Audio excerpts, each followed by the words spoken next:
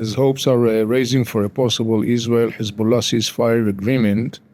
it is important to note a couple of things. First, we are in a very, very fragile moment where that seemingly upcoming ceasefire is very fragile because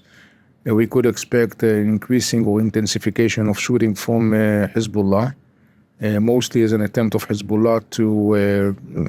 walk away out of this episode of collision with Israel and to try to keep face after the significant damage it has sustained during the 1 year and more of collision with Israel. The other thing we should bear in mind is that we are still talking about large number of both Israelis and Lebanese, about 60,000-70,000 Israelis in the northern communities of Israel, and about 120,000 southern Lebanese that cannot really go back to their homes yet, particularly when we talk about in the context of the need to reconstruct following the enormous damage that has been caused to the communities. The other thing which is very significant also to follow is looking ahead and talking about the attempts of the Lebanese to restore their sovereignty, which recalls, of course, for the ability to restrain Hezbollah and prevent Hezbollah from continuing and to dictate its agenda and the Iranian agenda on the Lebanese people. It is very doubtful if currently the Lebanese, given to its political system and the major crisis Lebanon has been experiencing for the last years, can really deal with that challenge, while it's very clear that Iran and Hezbollah will try to re-establish as soon as possible Hezbollah's control over Lebanon.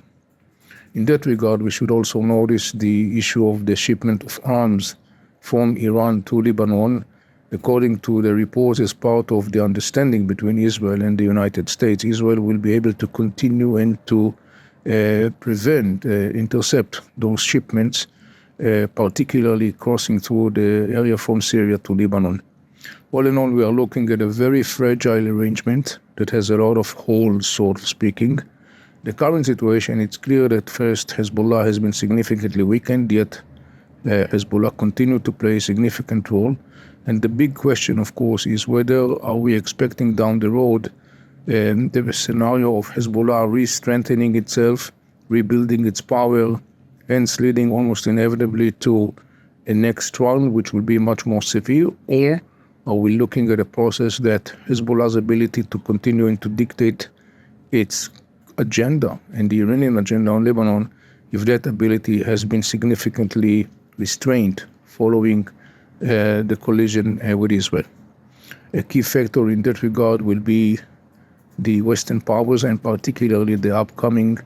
new administration in the United States, President-elected Trump administration, will need to be very forcefully and robustly making sure that Lebanon will be able as much as possible to restore its sovereignty that has been kidnapped by Hezbollah and by the Iranians.